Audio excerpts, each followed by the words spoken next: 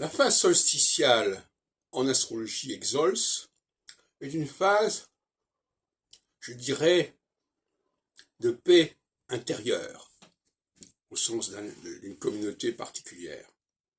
Il peut y avoir un conflit à l'extérieur, mais à l'intérieur, il y a une espèce d'irénisme. Voilà, les gens cohabitent, se côtoient sans trop de problèmes.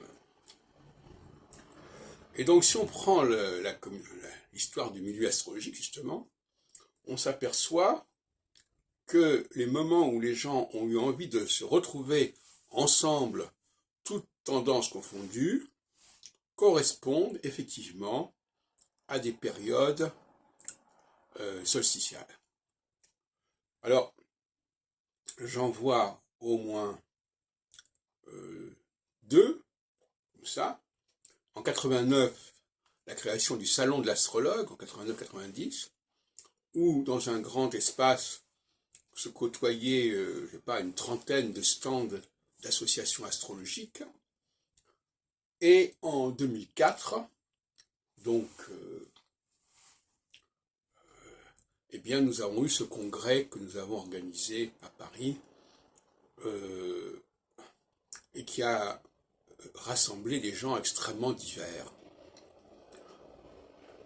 Donc, c'est des cas. Alors, inversement, il y a eu des périodes de clivage. En 83-85, il y avait le clivage notamment entre les deux fédérations. La fédération française d'astrologie, enfin je ne sais pas si c'est exactement son titre, en tout cas la FFA, présidée par Daniel Rousseau, et la fédération de l'enseignement astrologique présidée par Denise Dapré.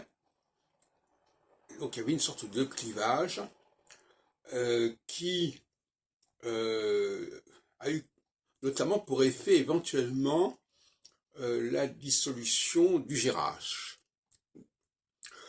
C'est des choses qui sont assez compliquées, mais visiblement, il y a eu là aussi une rupture importante au sein même de cette structure, due notamment à la FEA, due à moi-même qui avait une politique effectivement d'expansion, et aux réactions de Maurice Charvet qui a créé son CEDRA dans des conditions assez ubuesques. Voilà, donc on pourrait continuer comme ça. Et puis, on pourrait aussi donner d'autres exemples dans d'autres domaines. En 1957, nous sommes en période équinoxiale, et les périodes équinoxiales sont des périodes conflictuelles, contrairement à ce qu'on peut croire. Et s'il y a eu effectivement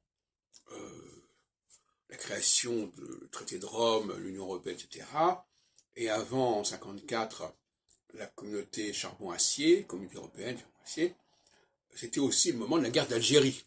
Donc une sorte de guerre civile qui est typique de la phase équinoxiale.